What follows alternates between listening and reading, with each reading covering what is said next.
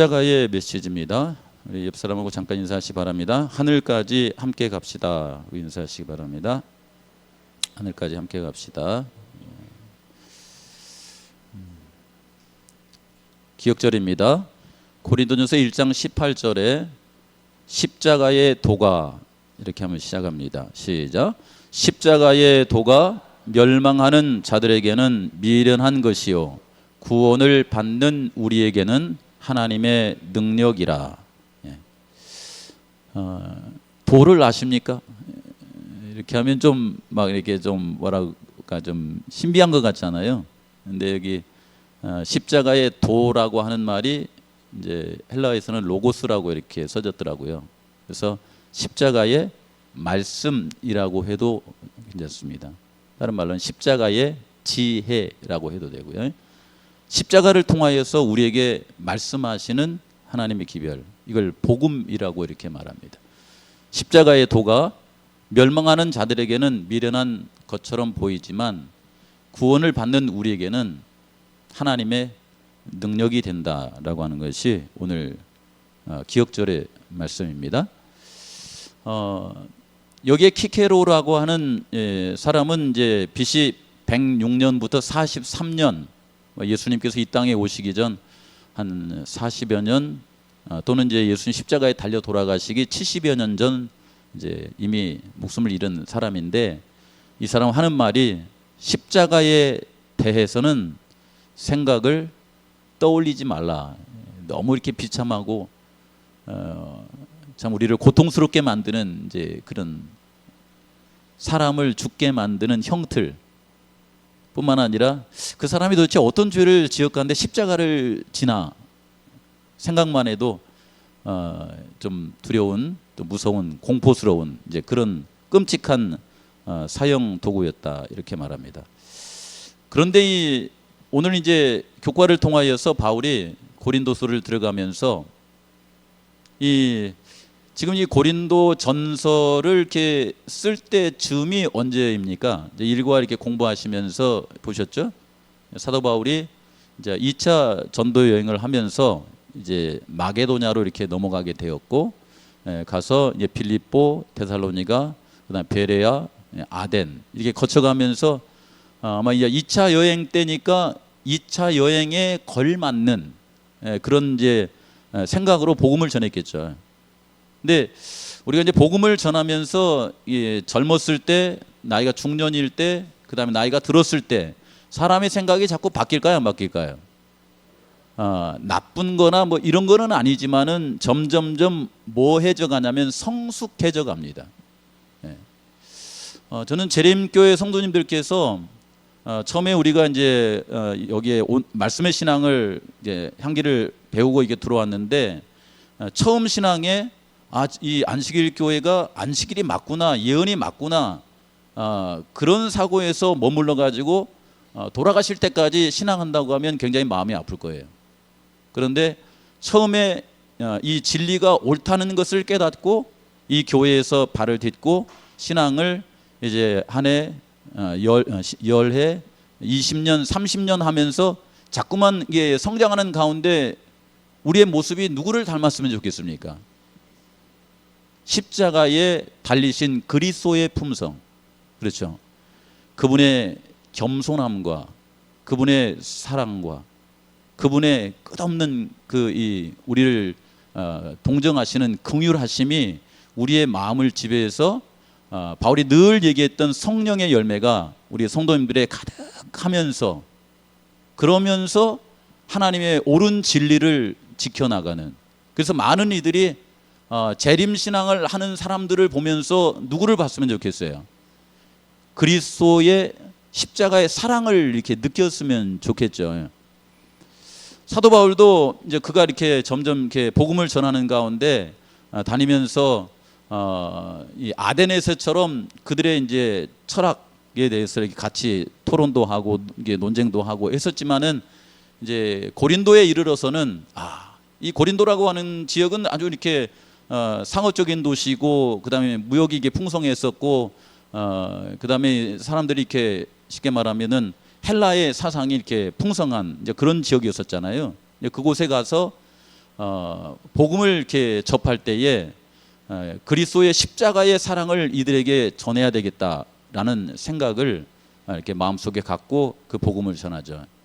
그리고 이제 예루살렘에 갔다가 이제 3차 여행을 오는 중에 이제 에베소에서 고린도에서 신앙하는 이제 성도가 와가지고 고린도의 소식을 전해주는데, 고린도의 교회에 이 처음에 이제 1년 반 동안 복음을 이렇게 전하는 가운데 그들이 신앙을 하고 회심을 하면서 하나님의 교회가 세워졌었는데, 그 교회에 많은 이제 문제들이 생겼다는 거죠.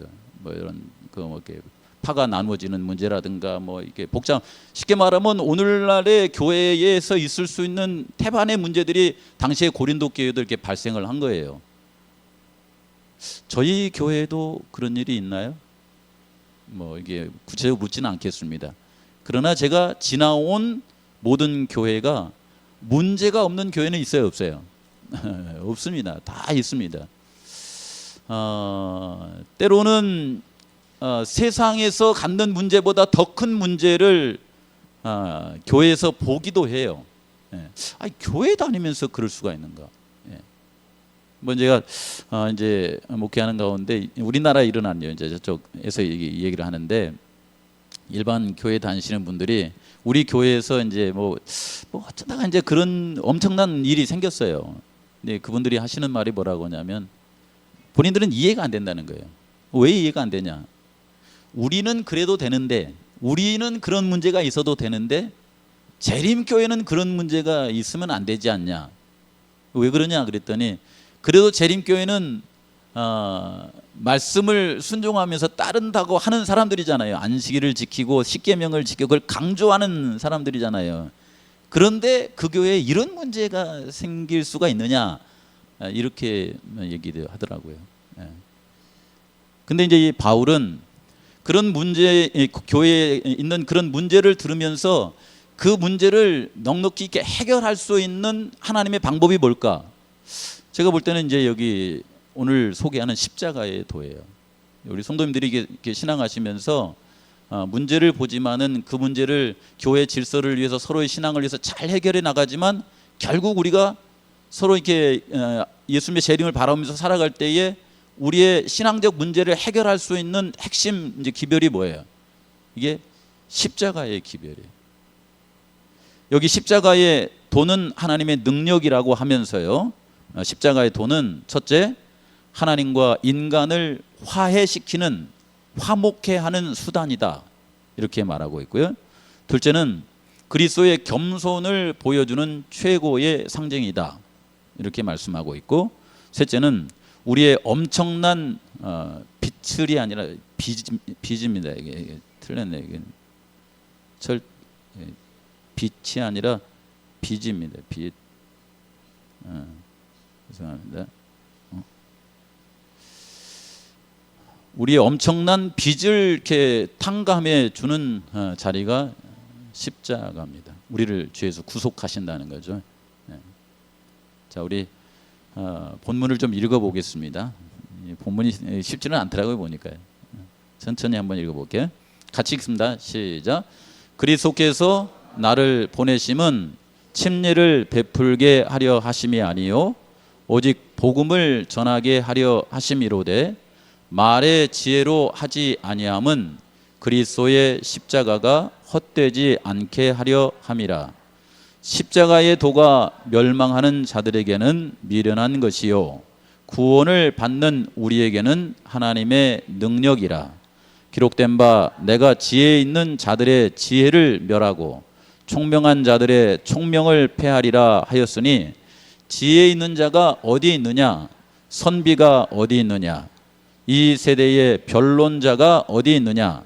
하나님께서 이 세상의 지혜를 미련하게 하신 것이 아니냐? 하나님의 지혜에 있어서는 이 세상이 자기의 지혜로 하나님을 알지 못하므로 하나님께서 전도에 미련한 것으로 믿는 자들을 구원하시기를 기뻐하셨도다. 유대인은 표적을 구하고 헬라인은 지혜를 찾으나 우리는 십자가에 못 박힌 그리스도를 전하니, 유대인에게는 거리끼는 것이요 이방인에게는 미련한 것이로되 오직 부르심을 받은 자들에게는 유대인이나 헬라인이나 그리스도는 하나님의 능력이요 하나님의 지혜이니라. 하나님의 어리석음이 사람보다 지혜롭고 하나님의 약하심이 사람보다 강하니라. 이걸 이 말씀을 이렇게 한약탕 이렇게 해가지고 이렇게 하는 데다 이렇게 떡 놓고 이렇게 꾹 짜면 뭐가 나올 것 같아요? 예? 그러면 이제 오늘 메시지가 십자가의 메시지가 나요. 십자가의 도가 이렇게 나옵니다. 십자가의 도는 이제 유대인들에게 있어서는 이제 좀 꺼리끼는 거라고 그러잖아요. 여기 가다가 좀 나오지만은 유대인들에게 있어서의 십자가는 뭡니까? 예수님이 오셨을 때에 유대인들이 내가 이 사람을 어떻게 하랴 이렇게 했을 때에 제사장들과 바리새인들이 이렇게 매수 내지 선동해가지고 백성들로 하여금 예수님 어떻게 하라고 그랬어요? 십자가에 못 박아라, 십자가에 못 박아라 그랬잖아요. 이렇게 했잖아요. 근데 로마 사람들의 머릿속에 십자가와 유대인들의 머릿속에 십자가, 이게 좀 차원이 다릅니다. 이건 보통 그 유대인들은 그들이 생각했을 때에 큰 죄를 짓게 되면은 어떤 방식으로 사형을 집행했어요? 돌을 던졌습니다. 예. 그래서 이제 이 성경을 해석하신 분들은 뭐라고 하냐면은 이 돌을 던져서 그 사람을 이렇게 이제 이렇게 형벌을 주는데 그 과정 속에서 돌이 날아오는 동안에 자신의 죄를 생각하면서 회개하며 하나님께 나아갈 수 있는 그런 여지를 이렇게 주는 거라고 그래요. 예. 그래서 이 반석 위에 돌이 날아오는 동안에 내가 그 반석 위에 떨어져 가지고 깨지면은 어때요? 내가 그 반석에다 무너지지 않는 집을 지을 수 있는 것이지만은 끝까지 회개하지 않으면 어떻습니까? 이 반석이 나를 쳐서 나를 깨뜨리는 이제 그런 결과를 얻는다고 하지 않습니까? 예. 유대인들은 돌로 이렇게 사람들을 이렇게 벌을 주는 그런 제도를 갖고 있었어요. 그런데 특별한 경우에 이제 십자가 나무에 매달아서 죽이는 일이 있었어요. 이 나무에 매달아서 죽는다, 그 말은 뭐냐면 그 사람이 예를 들어서 이제 우상을 숭배하거나 우상 숭배하는 나라의 왕이거나 이런 사람들이 이렇게 잡히면 나무에 매다는 장면이 나오잖아요. 그 사람은 마음으로도 근본적으로 하나님을 완전히 배척한 사람입니다. 그래서 그 사람에게는 회개할 수 있는 여지가 있어요, 없어요? 없습니다. 그래서 그는 첫째 부활에 참여할 수 있는 여지가 0%예요. 없습니다. 그래서 신명기 21장에 나무에 달린 자마다 뭘 받았다고 그래요? 저주를 받았다, 이렇게 말해요. 저주를 받았다. 그렇죠? 그러니까 이 유대인들에게 있어서 이 십자가는 반가운 그런 것이 아닙니다, 이것이요. 근데 예수님을 십자가에 못 박으라 이렇게 한 이유는 뭘까요? 그건 뭐냐면 예수님께서 3년 반 동안 공생애하는 동안에 많은 이 병자들을 치료하시고 그 다음에 하나님의 복음을 전하고 하는데 바리새인들이나 제사장들, 이 사람들이 예수님을 이렇게 받아들이질 않잖아요. 근데 그분이 정말 메시아인지 아닌지를 뭘로 이렇게 보면 알 수 있냐면 십자가의 매달므로 알 수 있어요. 만약 십자가에 이렇게 그분이 달려서 돌아가셨어요. 돌아가셨는데 그 이후에 아무 반응이 없어요. 그러니까 죽고 끝난 거예요. 그러면 그분은 메시아가 아니에요. 그걸 증명하는 자리입니다. 증명하는 자리. 왜냐하면 십자가에 달리는 그런 죄를 진 자가 이제 죽고 끝나버리면 뭐가 입증이 된 거냐면 그 사람에게는 십자가에 죽을 만한 죄가 있다고 하는 것을 사람들에게 입증하는 거예요. 그래서 십자가에 이렇게 죽은 다음에 예수님께서 3일 만에 부활하신다고 그랬는데 그 사실을 유대 지도자들은 정말 기대하지 않는 사실이에요. 왜냐하면 십자가의 달므로 인해서 메시아가 아니라는 걸 입증을 해야 되니까. 그런데 예수님께서 3일 만에 뭘 하셨어요? 부활을 하셨어요. 부활을. 그러면 이제 이 십자가에 대한 재해석을 해야 되잖아요. 도대체 십자가가 뭐냐? 여러분, 사도 바울이 이제 스테반을 이렇게 이제 그리스도인들을 핍박하기 위해서 이렇게 갈 때에 스테반을 봤습니다. 스테반을 봤는데 스테반이 바울 앞에서 뭐라고 하냐면은 하나님의 보좌 우편에 계신 예수님을 보노라 이렇게 하잖아요. 예수님을 보노라라고 했던 것은 예수님께서 십자가에서 죽으시고 부활해서 하늘에 승천하셔서 하늘 성소에 계신다고 하는 것이잖아요. 그렇잖아요. 그걸 사도 바울이 바리새인으로서 받아들이기 쉽겠어요, 어렵겠어요? 이건 절대로 이렇게 있어서는 안 되는 겁니다. 예. 만약 그것이 사실이면 사도 바울의 이렇게 마음속에 대지진이 일어나는 거예요. 그래서 그 얘기를 듣고 저렇게 말하는 스데반은 마땅히 뭐 해야 된다는 거예요. 죽어야 된다. 이런 거짓 메시아를 이렇게 증거하고 다니다. 그런데 그가 이제 다메섹을 가는 동안에 그가 이 하늘에서 이렇게 이제 빛이 쏟아지면서 누구를 만난 거예요? 바로 그 예수님을 만난 거예요. 예수님, 십자가에 달려 돌아가신 분이 부활하셔서 그분에게 나타나신 겁니다. 거기서 사도 바울의 이렇게 마음속에 있을 수 없는 일이 눈앞에 벌어져 버린 거예요. 아, 그분께서 부활하셨다. 그러면 이제 지금까지는 십자가가 이제 이 거리끼는 것이고 좀 그런 것이었지만은, 야, 이 십자가는 도대체 뭐냐? 예수님이 거기서 십자가에 달려서 이게 죽으시고 나서 이 부활하셨다고 하면은 여기에는 깊은 하나님의 섭리가 있는 거예요. 그래서 그가 그 예수님을 생각하면서 아라비아에 가서 깊이 연구해 보니까 예수님께서 십자가에 달려 돌아가신 것은 그분의 죄 때문이 아니라 누구 죄 때문이라는 거예요? 바로 우리의 죄, 나의 죄. 이게 좀 그렇죠. 한영숙 집사님, 한영숙 집사님이 죄가 십자가에 이렇게 죽을 만큼, 쉽게 말하면 영생을 잃어버릴 만큼 큰 죄를 짓고 사셨습니까? 이해돼요? 이게 받아들이고 싶지 않지 않아요? 여러분, 헬라인들 같은 경우요, 그리스인들 같은 경우는 그들이 이제 이 철학을 이렇게 존중하면서 그들이 이제 이 학문을 하는 동안에 그들이 여기 써졌어요. 여기 월요일 서지 보시면은 고린도 사람들에게 있어서의 지혜, 열심히 공부를 하고 그다음에 철학 공부하고 이렇게 하면서 그 지혜가 그들에게 줄 수 있는 능력은 이런 능력이었습니다. 성공적으로 어디를 가는 거예요? 대학을 가는 거예요. 그리고 성공적으로 뭐 하는 거예요? 좋은 직장에 갈 수 있도록 이끄는 것이 그들이 생각하는 지혜, 지식이었습니다. 좀 달리 했습니다. 그 다음에 이 지식을 많이 이렇게 갖게 되면은 두 번째는 그 지식을 가지고 어떻게 할 수 있는 거예요? 상담이나 뭐 이런 이 거래할 때에 상대방을 뭐 할 수 있어요? 합리적으로 설득시킬 수 있는 능력을 갖는 거예요, 이게. 쉽게 말하면 장사 잘하는 겁니다, 이게. 그렇죠? 그다음에 세 번째는 뭐냐면 이 지혜를 얻음으로 말미암아 이제 이게 직장 생활하면서 이 지혜가 이렇게 많은 사람들은 좋은 요직에 가겠죠. 많은 일들을 이뤄내겠죠. 거기에 따라서 좋은 보수를 받겠죠. 그래서 사회적인 인정과 명예를 얻을 수 있는 능력이 되는 게 고린도 사람들이, 그리스 사람들이 생각하는 지혜였다고 그래요. 그렇죠? 그런데 갑자기 뭐가 나왔냐면 십자가가 나온 거예요. 여러분, 이 십자가는 이런 것들을 줄 수 있는 그런 것을 우리에게 말합니까? 십자가에 교회 다니시면은 많은 분들이 교회 다니면 부자 됩니다. 교회 다니면 성공합니다. 이게 상당히 많은 과정이 필요한 거죠, 이거. 그렇죠? 예. 궁극적으로는 하나님께서 하나님 말씀 가운데 순종하면 복을 준다고 하지만은 우리가 성경을 보면서 하나님의 이게 품성을 알지 못한 채 그냥 세상적인 어떤 그 능력과 성공과 이렇게 보수 이런 것을 준다고 약속합니까? 이거 굉장히 어렵죠. 그렇죠.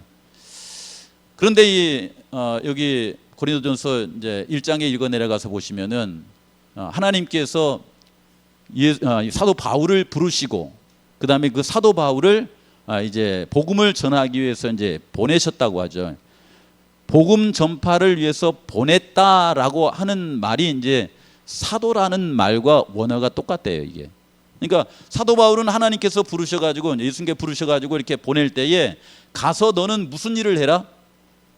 가서 네가 지금까지 히브리 사람으로서 그다음에 로마의 시민권을 가진 사람으로서 그리스의 학문이나 로마의 어떤 추구하는 것이나 히브리 사람들이 그때 당시에 생각하는 좀 그 왜곡된 메시아관이나 이런 것을 전해가지고 막 이렇게 호응을 받고 이렇게 유능한 목사가 돼가지고 그 다음에 한 달에 막 이렇게 1,000만 원, 2,000만 원 이렇게 벌어들일 수 있는 그런 사람이 되라 이렇게 하지 않고 어디를 가든지 뭘 전하라? 복음. 다른 말로 해서 그리스도의 십자가의 복음을 전하는 사람으로 살아가라. 이렇게 하나님께서 부르셨고 그를 세우셨다라고 하는 것입니다. 그런데 이 고린도후서 1장 17절 31절에 쭉 이게 보시면서 사도 바울이 말하기를 그리스도께서 나를 보내심은 복음, 십자가의 도, 예수 그리스도의 십자가를 알고 전하는 일, 그것을 이제 전하면서 살라고 하는 것인데 23절에 25절과 같이 읽어봤지만은 다시 한번 읽어보겠습니다. 우리는 시작. 우리는 십자가에 못 박힌 그리스도를 전하니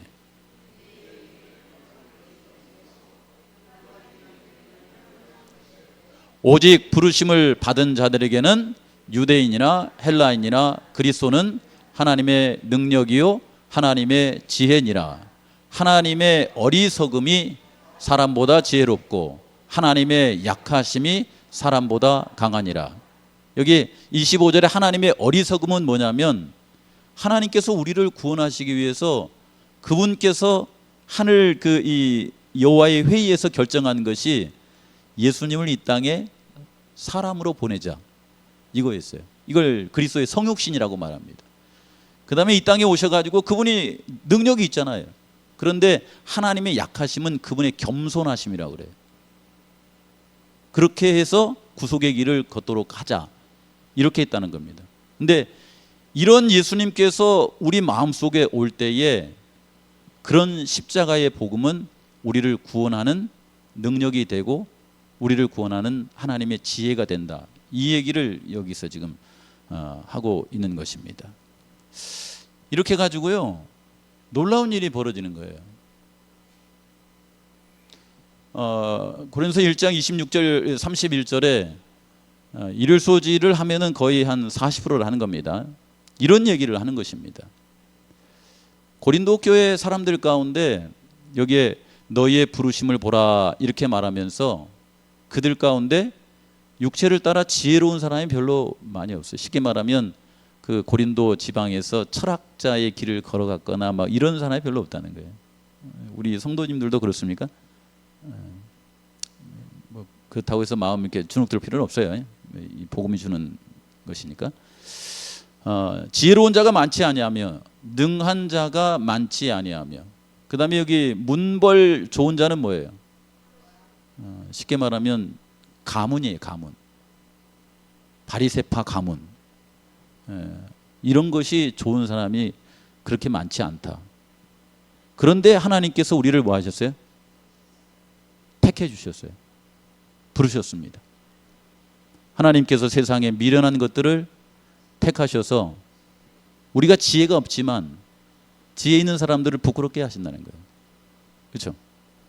세상에 연약한 사람들 이런 사람들을 택하셔서 강한 사람들을 부끄럽게 하려 하심이며 세상에 천한 것들과 멸시받는 것들과 없는 것들을 택하사 있는 것들을 폐하려 하시나니 여기 미련한 것, 약한 것, 천한 것, 멸시받은 것, 없는 것들의 그 근본이 누굴까요? 이게요. 예수님을 원래는 가르칩니다. 이것이요. 예수 그리스도를 가르쳐요. 그리스도께서 택하신 길을 가르칩니다. 근데 그 그리스도께서 우리를 또한 부르셨죠. 그렇죠? 저도 뭐 저희 고향이 뭐 전라북도 남원 그 운봉. 제가 늘 말씀드리지만 저는 재림교회를 안 다녔으면은 확률적으로 봤을 때 제 목숨이 지금 없을 것 같아요. 왜냐하면 우리 가족은 술을 좋아합니다. 제가 봐도 그래요. 제 마음이 강한 것 같은데 굉장히 약해요. 그래서 이렇게 권하는 것에 약해요. 먹으라면 어때요? 국수도 한 그릇 먹으면 되는데 권하면 두 그릇을 먹고 두 그릇을 먹고 배가 빵빵한데 또 권하면 또 먹어요. 이게 배가 빵빵해질 때까지 먹는 거예요. 이런 사람들의 성격은 뭐예요? 술자리 가면 어때요? 술자리 권하면 계속 먹는 거죠. 화장실 갔다 와서 또 먹고 또 먹고요. 결국은 이제 그렇게 하다 보면은 뭐가 망가져 버려? 간이 망가지겠죠. 그래서 우리 당숙들도 보면 이제 그런 경우가 많았었는데, 다행히 이제 우리 아버지는 중간에 교회를 나왔습니다. 그래서 오시면서부터 담배와 술을 끊으셨어요. 건강한 삶을 사신 거죠. 저 역시 이제 재림교회 와가지고 그쪽 길을 가지 않고 다행히 가장 건강하게 살 수 있는 길을 가르쳐준 재림교회 와서 이렇게 삽니다. 저 같은 사람을 그리스도의 십자가의 은혜로 불러주셔서 이렇게 살아가도록 하셨는데, 저를 통하여서 하나님의 영광이 드러났으면 좋겠죠. 우리 성도님들도 마찬가지죠. 그렇죠. 네. 그래서 이 예수님의 그 십자가의 도는 이 고린도서 1장 26절 30절 여기 있는 말씀에 쭉 보시면서 30절에 보시면 여기를 같이 읽어보겠습니다. 시작. 너희는 하나님으로부터 나서 그리스도 예수 안에 있고 예수는 하나님으로부터 나와서 우리에게 뭐가 됐어요? 거기 말이에요. 지혜가 됐어요. 예수님은 십자가를 지시고 3일 만에 부활하심으로 말미암아 우리를 이렇게 이 뒤의 것을 이룰 수 있는 하나님의 뭐가 되셨어요? 지혜가 되셨어요. 하나님의 뭐가 되셨냐면 능력이 되셨어요. 지혜와 능력이 됐어요. 그러니까 우리 성도님들께서 이 사도 바울이 고린도 교회에 이렇게 전해준 기별이 뭐냐면은 고린도 교회에 그런 많은 문제가 있는데 그리스도의 십자가는 너희들을 그런 문제에서 이 구원할 수 있는 하나님의 지혜가 된다라고 하는 걸 가르치는 거예요. 하나님의 능력이 된다라고 하는 걸 가르치는 거예요. 예를 들어서 우리 전주중앙교회에 숱한 문제가 있다 말이에요. 그럴 때 우리는 우리의 생각으로 어떻게 설득을 시켜가고 문제를 풀어보려고 하는데, 사실은 가만히 보니까 이런 문제를 다 풀 수 있는 지혜와 능력이 어디가 있다는 거예요? 그리스도의 십자가의 말씀이, 십자가의 도에 있다는 거예요. 예수님에게 있다라고 하는 것입니다. 그렇죠. 근데 그 예수님, 그 우리에게 지혜가 되는 그 지혜는 어떤 지혜냐면은, 첫째 우리를 어떻게 해줘요? 의로움과, 둘째 뭐예요? 거룩함과, 셋째 뭐예요? 구원함이 되셨으니, 이렇게 말해요. 그 예수님이 우리의 의로움과 거룩함과 구원함이 되셨는데, 여기 노란 글씨로 보시면은 의로움은 뭐냐면 우리가 죄인인데 그 십자가의 도는 우리로 하여금 그리스도 안에서 의로운 자라 칭해 줄 수 있는, 그리스도의 의의 옷으로 입혀주어서 우리로 하여금 의로운 사람이라고 말해주는. 여러분, 그리스도를 영접하면 이런 놀라운 역사가 일어납니까? 그렇습니까? 나는 로마서 7장에 말한 것처럼 죄인이지만 그리스도를 바라볼 때 그리스도 안에서 우리의 모든 죄를 용서하시고 우리를 의롭다고 말해주시는 분이 예수님이세요? 그게 십자가의 돕니까? 아멘입니까? 이게 예수님과의 나와의 관계를 이렇게 끊어버리면 내가 이 세상에 살아가면서 하나님으로부터 의롭다고 하는 그 말을 들을 수 있어요, 없어요? 그거 없습니다, 여러분. 영원히.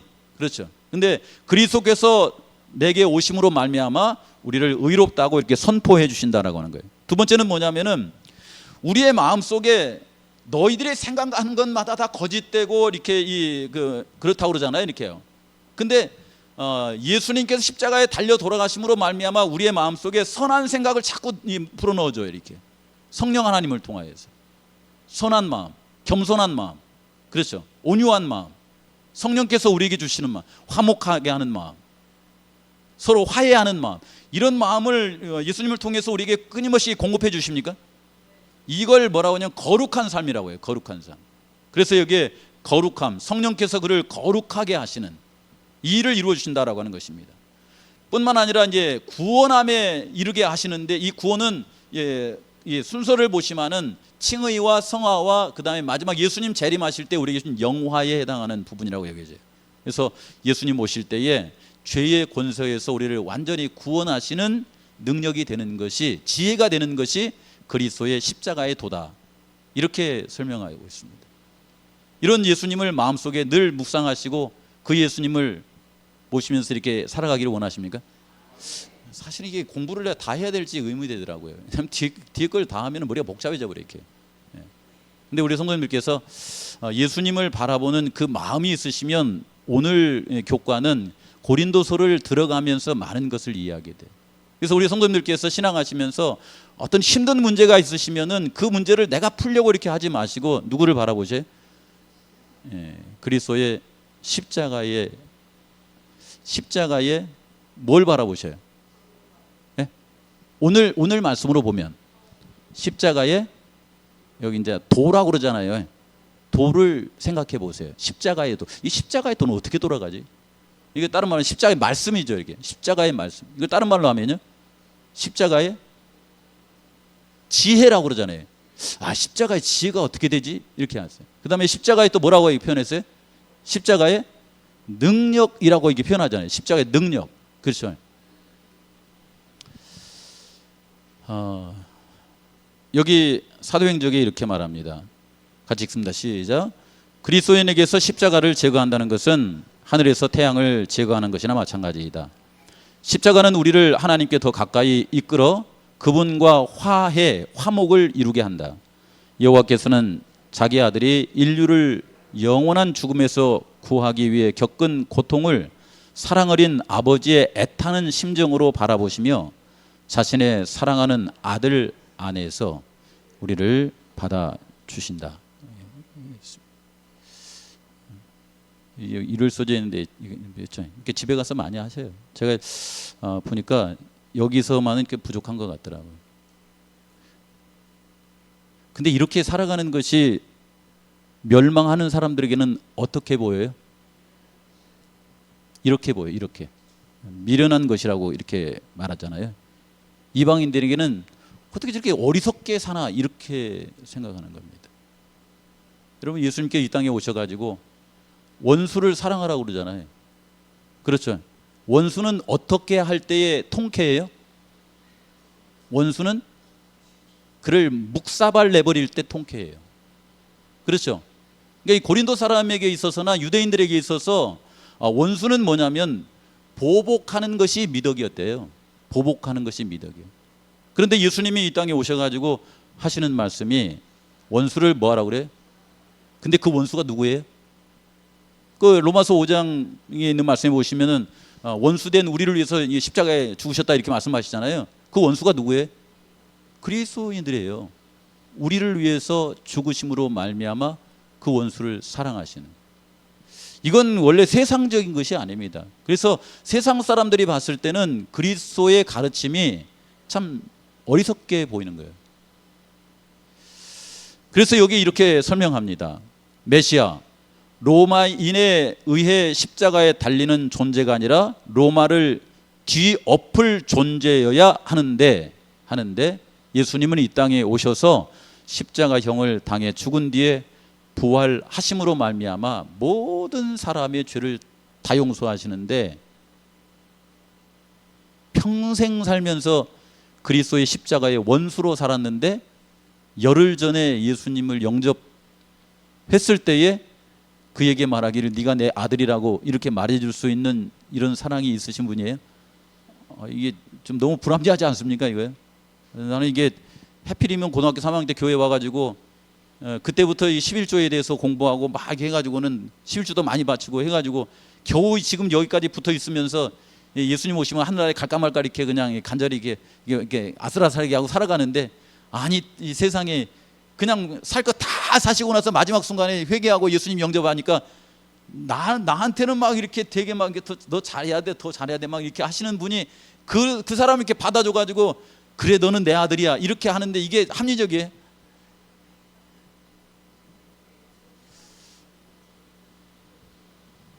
여러분, 우리 성도님들은 예수님의 십자가의 복음을 어떻게 받아들이십니까?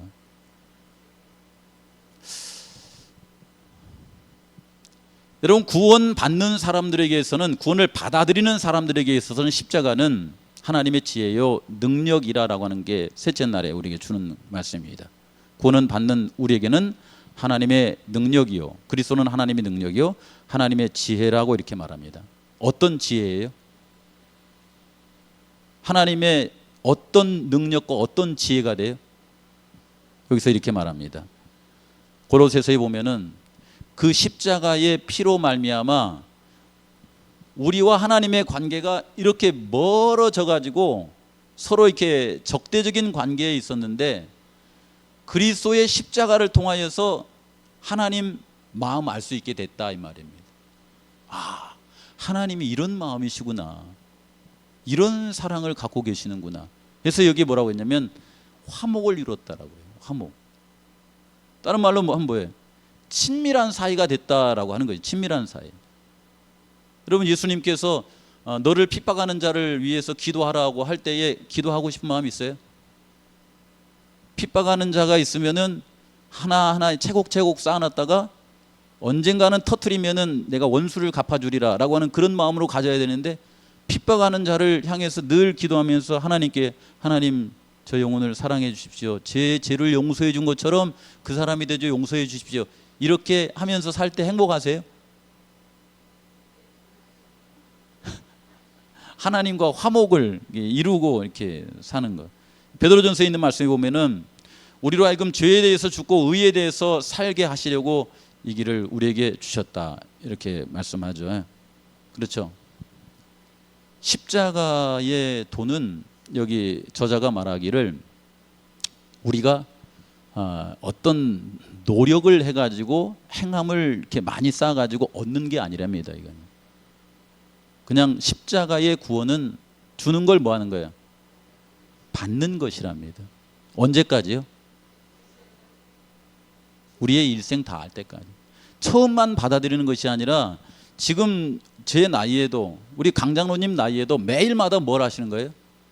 일어나서 그리스도의 십자가를 묵상하면서 그리스도의 십자가의 구원을 이렇게 받아들이는 거예요. 받아들이는 거예요. 받아들이는 동안에 10년, 20년, 30년이 지나면서 이것이 어떻게 돼가요? 점점점 더 성숙해져 가요. 성숙해져. 그러겠죠. 그래서 이제 이 연세가 많이 이렇게 드셔가지고 십자가의 도에 이제 어떤 절정에 이르면은 마치 사도 바울처럼 그가 그를 핍박하는 사람에 의해서 죽으면서도 뭐라고 하냐면, 형제여, 그대가 나를 지금 이렇게 사형을 집행하는 것에 대해서 두려워하지 말라. 그대의 모든 죄는 십자가의 예수 그리스도의 은혜로 용서받는다. 그렇죠. 나는 다만 당신이 그 십자가의 예수님을 만나기를 원한다. 당신이 칼을 내리쳐 가지고 내 목을 자를지언정 예수 그리스도 재림하실 때에 당신의 얼굴을 대면해서 함께 하늘 가기를 원한다. 이게 이제 이 십자가가, 이게 도가 주는 원수를 사랑하는 극치의 도죠. 그렇죠. 우리 성도님들께서 십자가의 예수님 때문에 서로 사랑하시면서 살아가게 되시기를 바랍니다. 근데 이게 세상적으로는 지혜롭게 보이세요? 답답하죠 이거요. 참 이거 미련한 마부이지 않지 않습니까?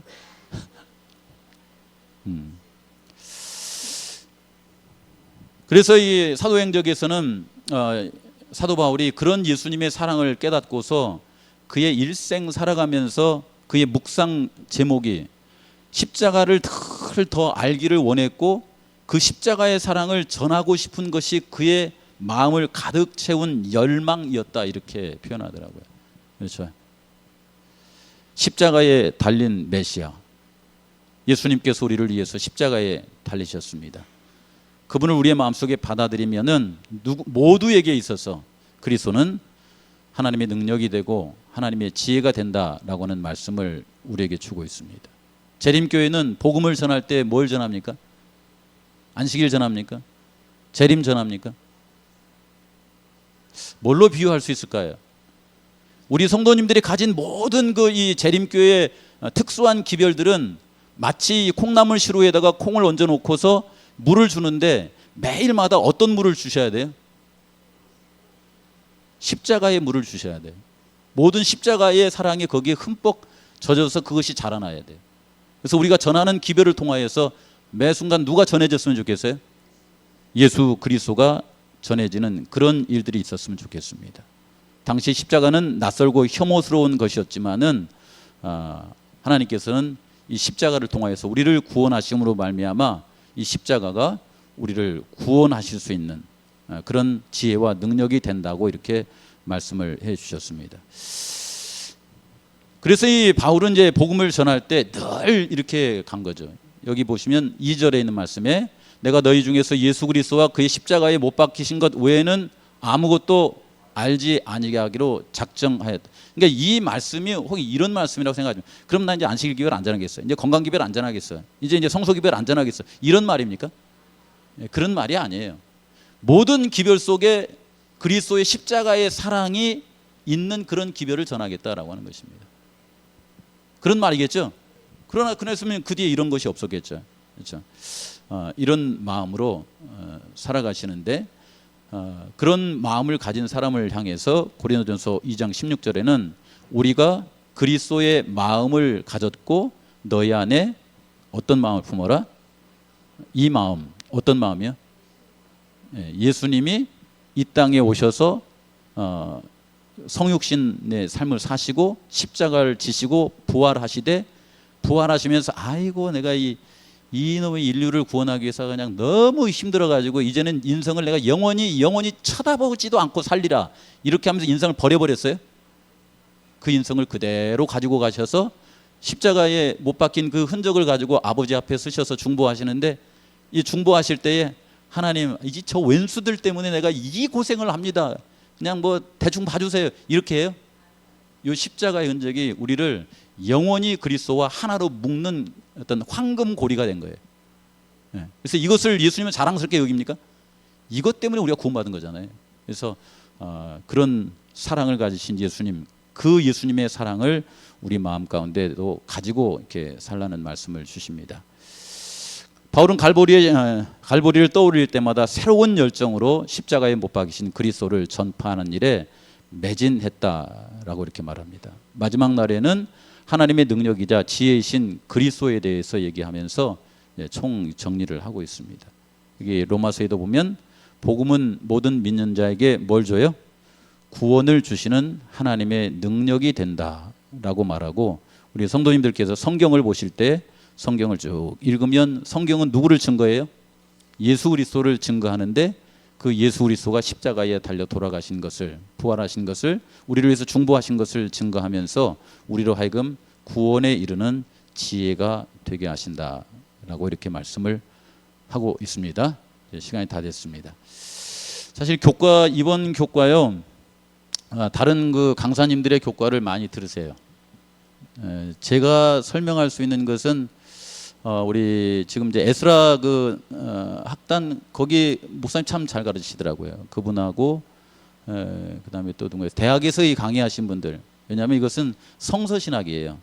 그래서 이 목회 신학을 하시는 분들은 십자가를 이렇게 미화시켜 가지고 그냥 소개하는 것을 많이 합니다. 근데 성서 신학을 하시는 분들은 이것이 왜 필요한가에 대한 성서적 접근을 많이 해요. 그래서 우리 집사님들 가운데 시간을 좀 내셔 가지고 그것을 꼭 이렇게 들어보시면서 이 공부를 하게 되시기를 바랍니다. 자, 우리 옆 사람과 잠깐 이야기를 나누도록 하겠습니다. 십자가의 사랑과 은혜를 함께 나눠보는데요. 십자가의 도가 하나님의 어떤 능력과 지혜가 되는지 한번 서로 이야기해 보시기 바랍니다. 예수 그리스도의 성육신과 십자가 그리고 부활은 우리에게 무엇을 증거하고 무엇을 제공하는지 잠깐 얘기를 좀 나눠보시기 바랍니다. 할 얘기가 뭐 이것은 한도 끝도 없지만 잠시 나눠보시기 바랍니다.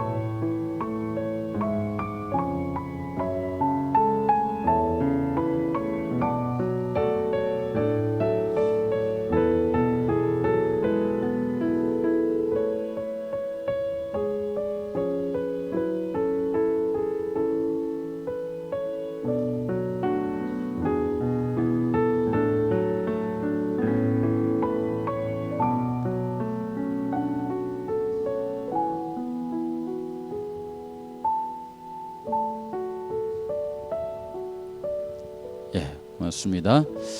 기도하겠습니다.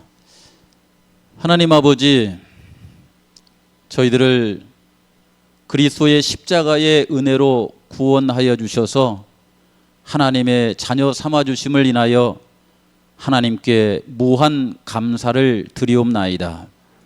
뿐만 아니라 주님 아니시라면은 육신적인 생각에 파묻혀서 그저 서로 시기, 질투, 비방하며 그렇게 살 뻔한 우리 인생이지만 아버지 십자가의 사랑으로 우리를 구원하여 주시며 십자가의 능력으로 우리의 마음을 변화시켜 주셔서 서로 용서하고 화해하며 온유한 심령으로 살 수 있도록 은혜를 주셔서 감사를 드립니다.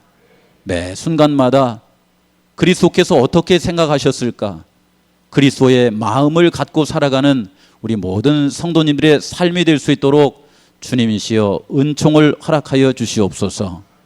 주님이 땅에 재림하시는 그날 이 땅에서 주님과 동행하며 살아가다가 주님을 볼 때에 하나님, 우리의 눈에 주님이 얼마나 아름다운 분이시고 얼마나 지혜로우신 분이고 얼마나 능력 있으신 분인가를 보면서 하나님께 영광과 찬송을 돌리며 하늘까지 가는 우리 모든 성도님들의 삶이 될 수 있도록 주님 축복하시고 함께 하옵시기를 예수 그리스도 이름으로 간절히 기도하옵나이다. 아멘.